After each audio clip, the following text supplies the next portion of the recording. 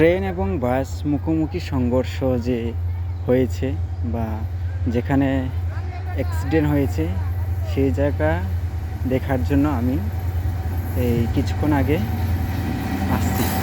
তো আমি মানে এসে ট্রেনের রাস্তা দিয়ে আস্তে আস্তে হেঁটে হেঁটে যাচ্ছি, কিন্তু পিছন দিয়ে যে একটা ট্রেন আসতেছে আমার খেয়ালই নেই। আসলে ট্রেন যখন আসে সেটা নীরবে আসে, শব্দ হয় আমরা সকলেই জানি, দূর থেকে সেটা শোনা যায়, কিন্তু কাছে থেকে যখন আপনি থাকবেন সেই ট্রেনটা কখনোই আপনি সেই ট্রেনের শব্দ পাবেন না।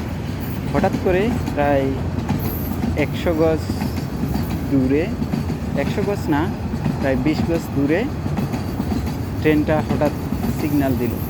সিগন্যাল দেওয়ার সঙ্গে সঙ্গে আমি পিছনে ঘুরে দেখলাম ট্রেন আসতেছে, সাথে সাথে ট্রেন রাস্তা দিয়ে সরে গেল।